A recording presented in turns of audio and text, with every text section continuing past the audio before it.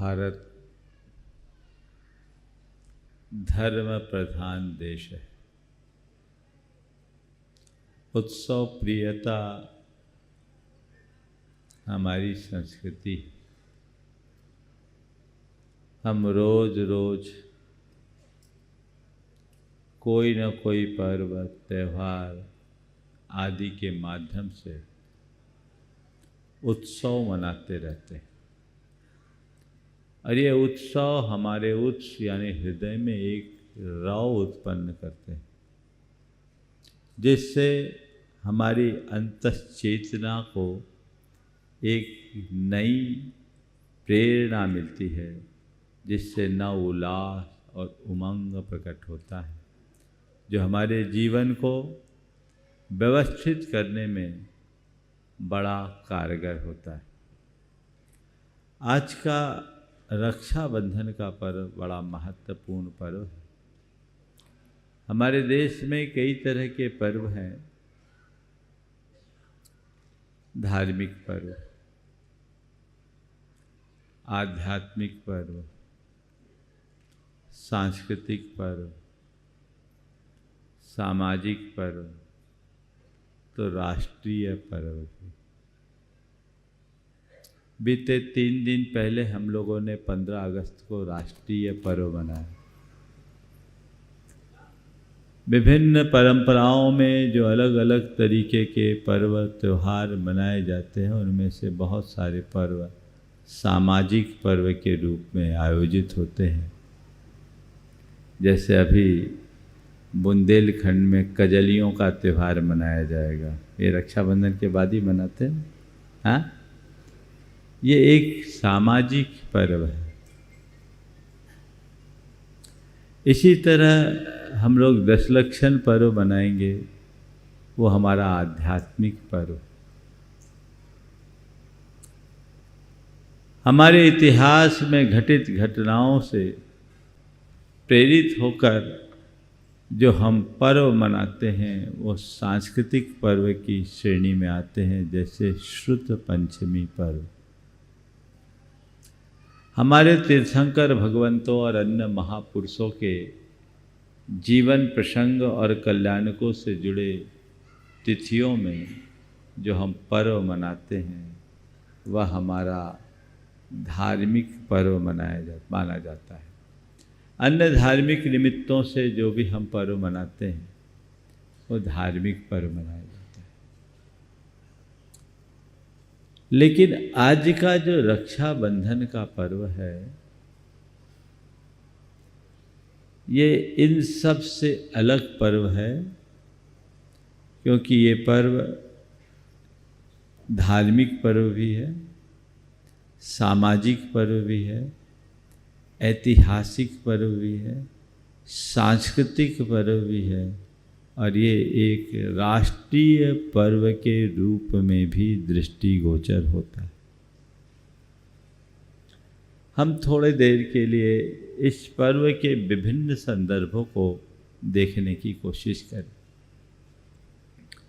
धार्मिक दृष्टि से रक्षाबंधन का अपना महत्व है। विभिन्न परंपराओं में रक्षाबंधन को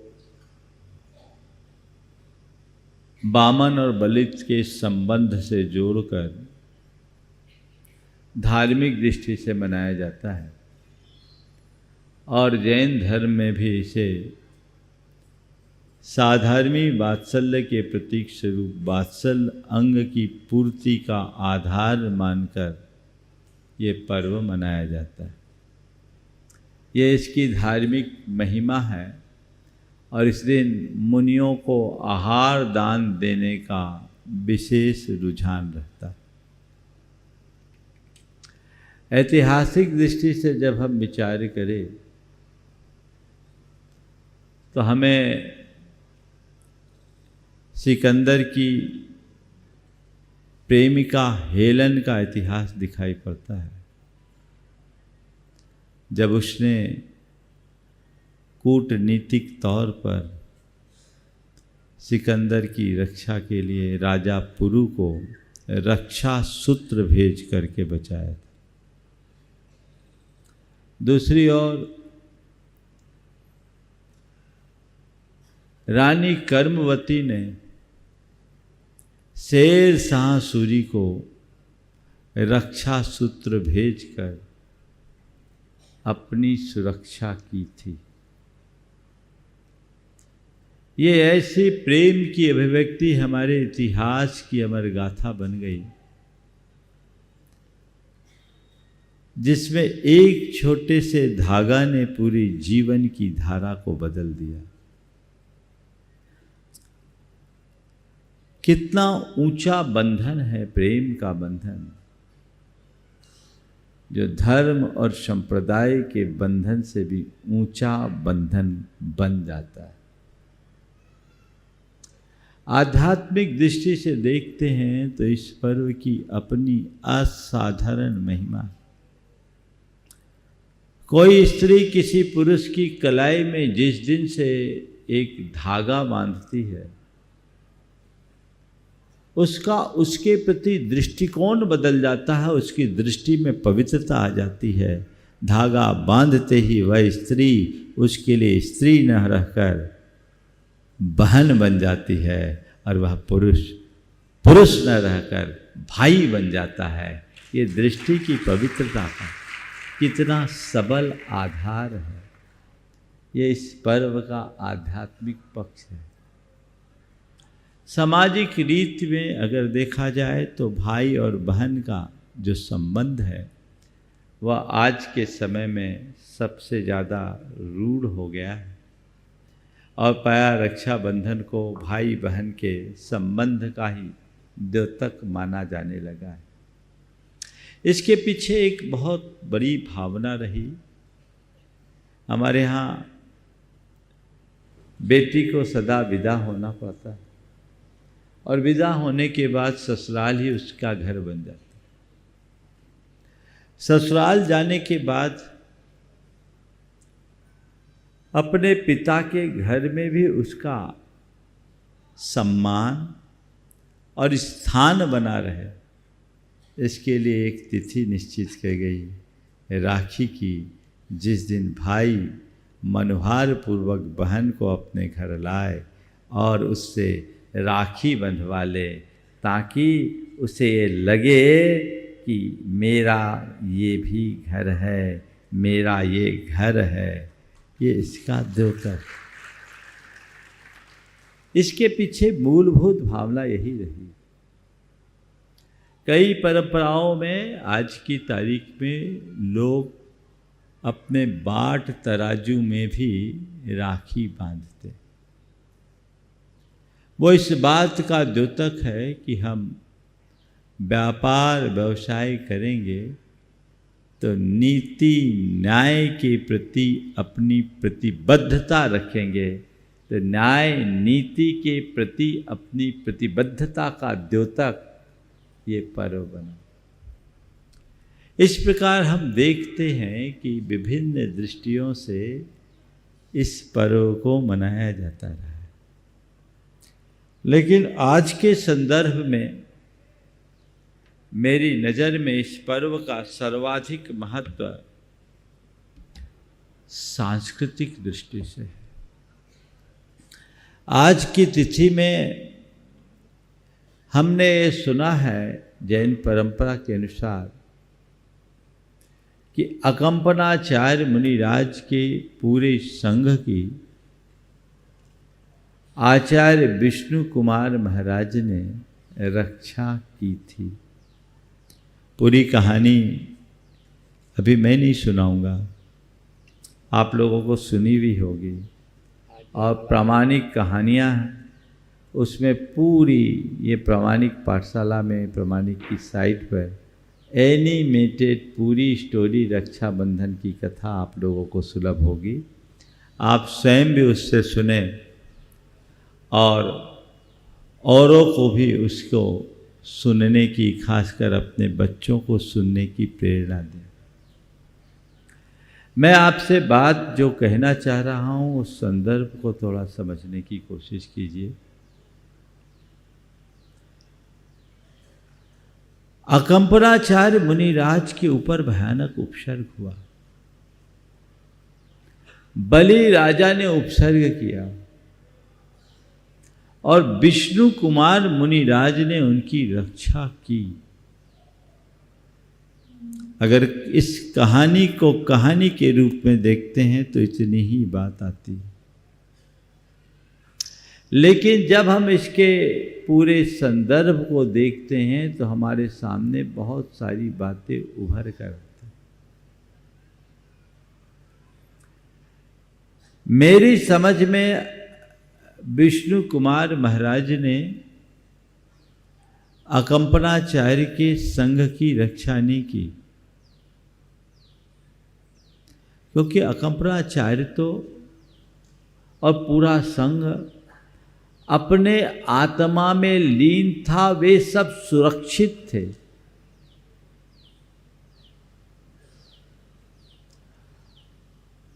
और विष्णु कुमार महाराज अपने ज्ञान के बल पर ये कह भी सकते थे, परेशान होने की कोई जरूरत नहीं है, तुम निष्फिकर रहो, एक द्रव्य दूसरे द्रव्य का कुछ नहीं करता, सारे महाराज अपने आप में सुरक्षित हैं, मेरे ज्ञान में सब कुछ झलक रहा है, इनमें से अमुक महाराज मोक्ष जाएंगे और अमुक अमुक को स्वर्ग जाने का सौभाग्य प्राप्त होगा। मुनि विष्णु कुमार मुनिराज ऐसा कह सकते थे कि नहीं? कदाचित विष्णु कुमार महाराज ऐसा कहते तो भी अकंपनाचार्य महाराज के और उनके पूरे संघ को स्वर्ग या मोक्ष मिल जाता, लेकिन ऐसा कहने पर भले ही अकंपनाचार्य महाराज के संग को मोक्ष मिल जाता, पर मोक्ष मार्ग हमेशा हमेशा को बंद हो जाता। एक सच्चा सम्यक दृष्टि केवल अपने कल्याण की बात नहीं सोचता, वह केवल अपने मोक्ष की बात नहीं सोचता, वह अपने मोक्ष के साथ साथ मोक्ष मार्ग सदा प्रवाहमान बना रहे इसकी भी सोचता है। विष्णु कुमार महाराज ने कहा, ठीक,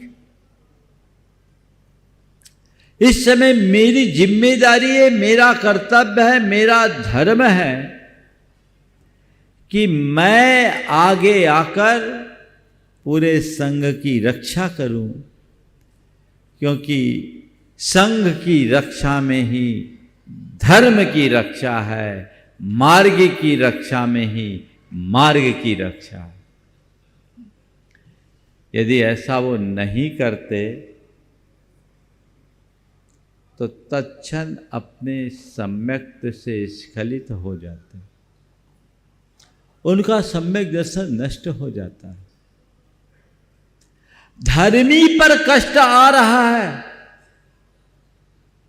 और तुम समर्थ होकर के भी हाथ बांधे खड़े हो,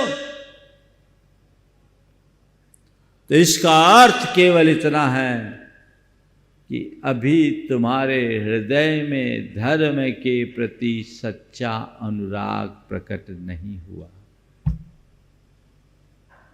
यदि तुम सच्चे धर्मी होगे तो किसी भी धर्मात्मा को कष्ट में फंसा देखकर तड़प उठोगे, उसको सहयोग देने के लिए तुम आतुर हो उठोगे, और यही तड़प और आतुरता विष्णु कुमार मुनिराज के हृदय में आई। जैसे उन्हें मालूम पड़ा घटनाक्रम, उनने जाना और ये सोचा कि इनसे कहा गया कि आपके पास विक्रिया रिद्धि है, आपके माध्यम से इस उपसर्ग का निवारण हो सकता है। तत्क्षण उनने अपनी रिद्धि की परीक्षा की और अपनी मुनि मुद्रा का त्याग कर एक बटुक ब्राह्मण का रूप धारण किया और राजा बलि को सबक सिखाकर मुनि राजों को उपसर्ग से मुक्त किया। कहानी आप सबको पता है। किस लिए? केवल और केवल साधर्मी वात्सल्य से प्रेरित होने के कारण। ये मेरा फर्ज है, ये मेरा कर्तव्य है। इस समय मेरे मुनि जीवन से भी ज्यादा महत्वपूर्ण उन मुनियों की सुरक्षा है। और इतनी बात से प्रेरित होकर वो गए, उपसर्ग का उनने निवारण किया और निवारण करके धर्म की रक्षा की, है ना। आप सब कुछ प्रेरणा पा रहे हैं इस पूरे प्रसंग से। अपनी संयम की मर्यादा को भी त्याग दिया, क्योंकि उनके पास उसके अलावा और कोई दूसरा ऑप्शन नहीं था।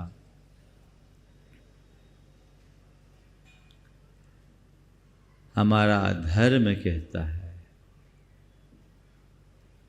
कि हर धर्मी को धर्मात्मा से अनुराग रखना चाहिए, क्योंकि न धर्मो धार्मिकैर बिना, धर्मात्मा के अभाव में कभी धर्म नहीं पल सकता।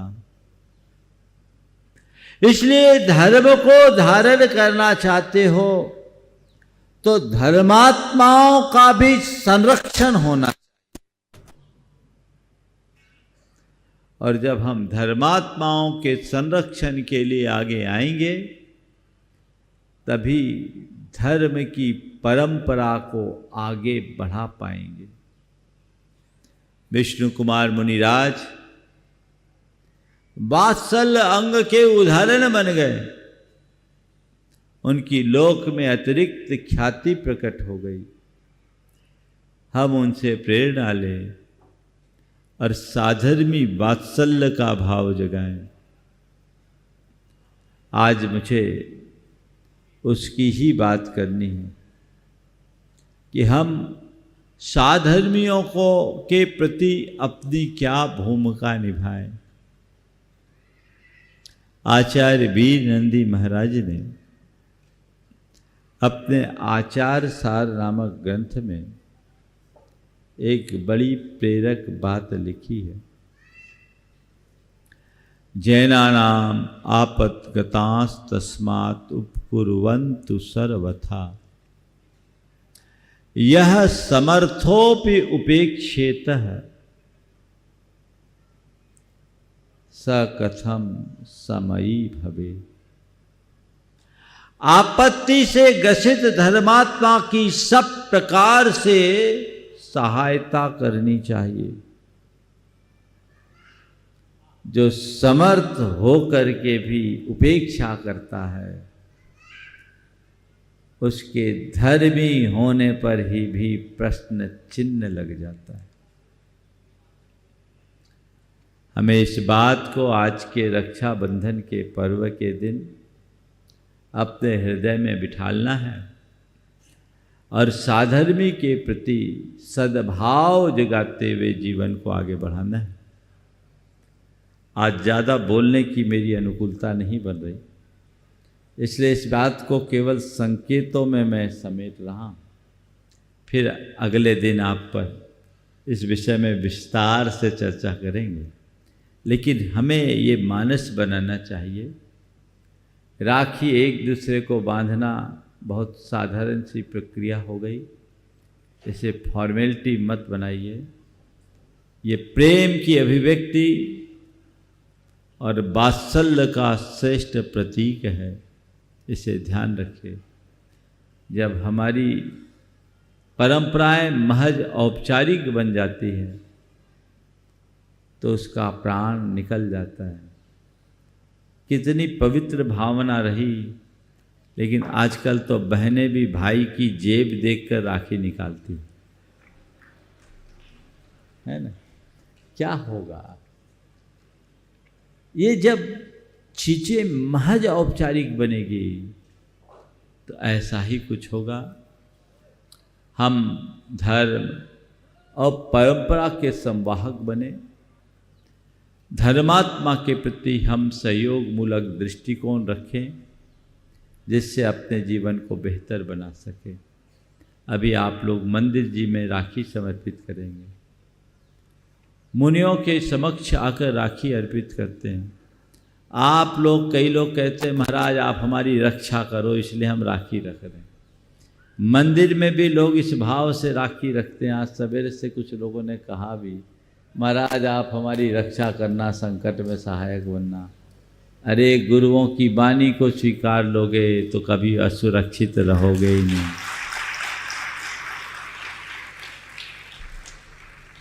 भगवान मेरी रक्षा करे इसलिए नहीं, गुरु हमारी रक्षा करे इसलिए नहीं। देव गुरु और धर्म की रक्षा के लिए, धर्मी की रक्षा के लिए जब मुझे जरूरत पड़ेगी मैं अपना सर्वस्व अर्पित करूंगा। ये भाव अपनी निष्ठा की प्रतिबद्धता को प्रकट करने के लिए इस तरीके से राखी अर्पित की जाती है। अभी राखी अर्पित की जाएगी और भगवान श्रेयांसनाथ को आप सब लाडू भी अर्पित करेंगे। आगे की कार्यवाही, और भैया जी बोल रहे आपस में बांधने के लिए 1000 राखियाँ भी आई हैं। आप लोग एक दूसरे को बांधें। प्रेम वात्सल्य के अभिव्यक्ति के प्रतीक स्वरूप तो हमारा जीवन बेहतर बनेगा। आज इतना ही कहकर विराम ले रहा हूँ। बोलिए परम पूज्य आचार्य गुरुवर श्री विद्यासागर जी महाराज। जय जय जय। आप लोगों का मन नहीं भरा होगा पर बैटरी डाउन हो गई है, समझ गए, इसलिए मैं रोक रहा। हाँ आप यहाँ पूछा पिछी में राखी बांधते, अब भावना आपका बस चले तो महाराज के हाथ ही में बांध दो, कोई महाराज के पाए में बांधते हैं। ये तो केवल एक भाव है, राखी अर्पित करना ही पर्याप्त है। पिछी आदि में बांधने में अब बांध देते तो हम लोग कुछ बोल भी नहीं पाते। अब तुम उठा लिए बांध दिए, क्या करें, लेकिन क्या हाँ अर्पित करना ही सर्वोत्तम प्रक्रिया। सावन का महीना होगा उसमें होगी राखी, तू राखी तेरी डोर बनूं मैं, तेरी डोर बनूं मैं, हर पल थारे साथ रहूं मैं। डुरुसा थारी चलेगा, समर्पित करेगा। हर पल तेरे साथ रहूं मैं। हाँ रखिएगा। जब बोलो मुंशी प्रमाण सागर जी महाराज की। आपने असली लाइनें हमारे लिए बुलवा दी। ओम मुंशी प्रमाण सागर जी समीप से रक्षा सूत्रम समर्पयामि। चलिए दूसरे और तीसरे राखी वाले आ जाएंगे। द्वितीय और तृतीय साइड में हो जाए। आप लोग साइड पहुंचे। अभी अभी रुकिए। दूसरा हाँ चलो बोलो दूसरा। चलिए दूसरे आने दो, 2 3 दूसरे वाले दूसरे वाले कौन है? ओए है ना, पहुंचे। आशा कब दूर है मन से, खुशबू कब दूर पवन से, कब दूर भक्त भगवान से। बंधन को भक्ति का बंधन, जन्मों जय प्रकाश जी, वंदना जी, जैन अमिनेश पलका गोयल नगर। ये बंधन तो भक्ति का बंधन, जन्मों का संबंध। चलेगा, समर्पित कीजिएगा। पहुंचे। ओम ह्रीं मुनिषि निर्वेक सागर समीपे रक्षा सूत्रम समर्पयामि। चलेगा। तृतीय रक्षा सूत्र वाले पधारे श्री विनोद जी ताजपुर परिवार। पहुंचिएगा संपूर्ण परिवार। आप लोग साइड आ जाएं। हम थोड़ी बोलेंगे अपना, तुम बोले। हाँ बोलो। ये बंधन तो प्यार का बंधन है। अरे प्यार का नहीं, भक्ति का। भक्ति का, प्रभु के साथ प्यार होगा जब तो प्रभु के साथ भक्ति होगी। जो बोलो जो बोलो। ओम ह्रीं मुनि श्री संधान सागर से समीपे रक्षा सूत्रम समर्पयामि। उधर पर चलेगा। अब इसके बाद में हम अनुरोध करेंगे प्रथम निर्माण लाडू परिवार, श्रीमती आशा रानी जी पांड्या परिवार। गुरुवर तेरे चरणों में राखी ले आए, गुरुवर तेरे चरणों में। हरि प्रभावना समिति के सभी लोग आनंद पाया, गुरुवर तेरे चरणों में राखी लेके आए, गुरुवर तेरे चरणों में राखी ले आए, गुरुवर तेरे। चलेगा। धर्म प्रभावना समिति की ओर से सभी आप पदाधिकारी गण और हमारे यजमान कहाँ हैं? मुकेश जी हैं क्या? कार्यकर्ता। हाँ है ना। और 9 रत्नों में से अगर वहां पर कोई खड़े हो तो वो भी आ जाए यहाँ पर। और जो भी पदाधिकारी गण हैं, धर्म प्रभावना समिति की ओर से ये राखी महाराज श्री को समर्पित की जा रही है। नहीं, कार्यकर्ता भी। हाँ, सभी कार्यकर्ता जो भी हैं आइएगा। हाँ आइए, योगेंद्र जी आ जाए, आइए। ओम ह्रीं मुनित्रय पाद समीपे धर्म प्रभावना समिति समस्त पदाधिकारी गण से रक्षा सूत्रम समर्पयामि। राम हनु सुग्रीव सुडी गवय गवाक्ष नील महानी कोडि निन्यान विमुक्ति पया तुंगी गिरि बंदो धरि ध्यान नन्हे अनंत कुमार सुजान पाँच कोड़ी अरु अर्घ प्रमाण मुक्ति गए सोना गिरि शीस एक बंदो त्रिभुवन पति। रावण के सुत आदि कुमार मुक्ति गए रेवा तटसार कोटि पंच अरु पाक 50 देवन दो धरि परम हुलास रेवा नदी सीत वरकूट पश्चिम दिशा देह जहाँ छूट वे चक्री दश काम कुमार उठ कोड़ी बंदो भव पार बड़वानी बड़ नयन सुतन दक्षिण दिशि गिरि चूल उतन इंद्रजीत अरु कुंभजुकन देवंदो भव सागर तर। सुवर्ण भद्र आदि मुनि चार पावा गिरिवर शिखर मझार चेल नदी तीर के पास मुक्ति गए बंदो नित दास फलहोड़ी बड़ गावे हनु पश्चिम दिशा द्रोणी गिरिरु गुरु दत्तादि मुनि सुजा मुक्ति गए बंदो निता।